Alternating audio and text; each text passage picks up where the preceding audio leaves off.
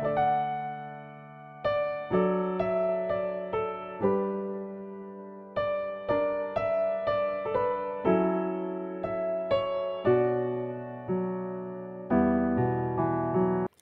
pagi bagi kita semua dimanapun berada. Hari ini Kamis 8 Mei 2025, kita akan kembali mendengarkan firman Tuhan renungan kita hari ini. Namun sebelumnya marilah kita bersatu di dalam doa. Kasih karunia dan damai sejahtera dari Allah Bapa dan dari anaknya Yesus Kristus menyertai kamu sekalian. Amin.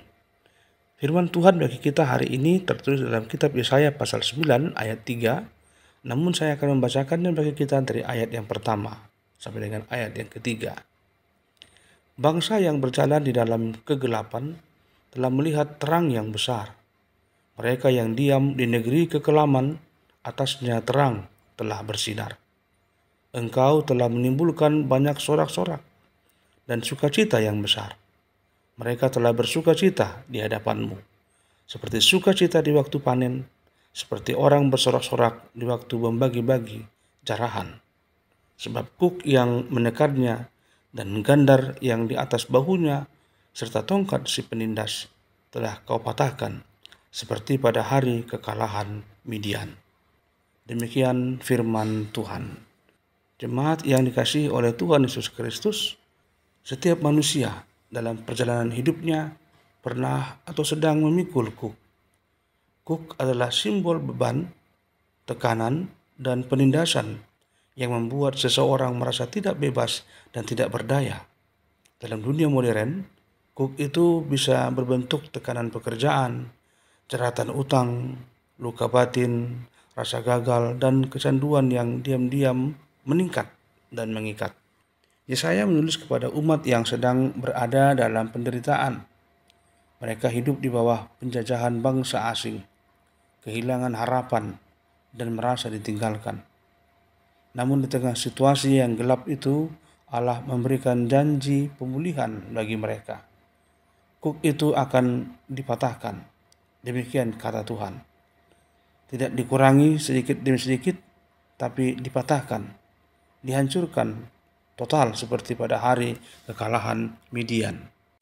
Apa yang istimewa dari kekalahan Midian? Itu adalah kisah ketika Gideon dengan pasukan kecil yang tak masuk akal mengalahkan musuh besar hanya karena Tuhan campur tangan. Pesannya jelas, kelepasan tidak tergantung pada kekuatan manusia, tetapi kuasa Allah yang bekerja melampaui logika. Hari ini, banyak orang tampak baik-baik saja dari luar, tapi sebenarnya sedang memikul kuk yang berat. Ada anak muda yang hidup dalam tekanan ekspektasi orang tua. Ada ibu rumah tangga yang kehilangan identitas dan merasa tidak dihargai. Ada pekerja yang lelah secara mental tapi tidak punya pilihan selain bertahan.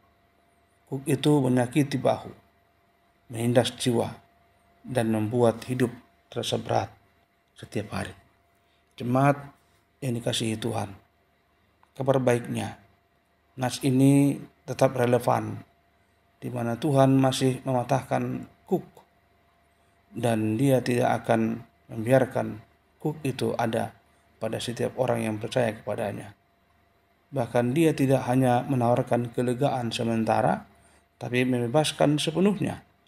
Lewat salib Kristus, kuk dosa dipatahkan. Lewat firman-Nya, kuk kecemasan dilonggarkan. Lewat komunitas yang sehat dan kasih yang tulus, kuk kesendirian bisa digantikan dengan pengharapan. Pertanyaannya, apakah kita mau datang kepadanya dan membiarkan Dia yang bekerja? Banyak orang mencoba memikul kuk sendiri karena gengsi, takut dikasihani, atau merasa harus kuat. Tapi Tuhan tidak meminta kita berpura-pura kuat. Dia mengundang kita untuk meletakkan beban di kakinya. Saya pasal 9 ayat 3 ini mengajak kita percaya bahwa tidak ada beban yang terlalu berat bagi Tuhan.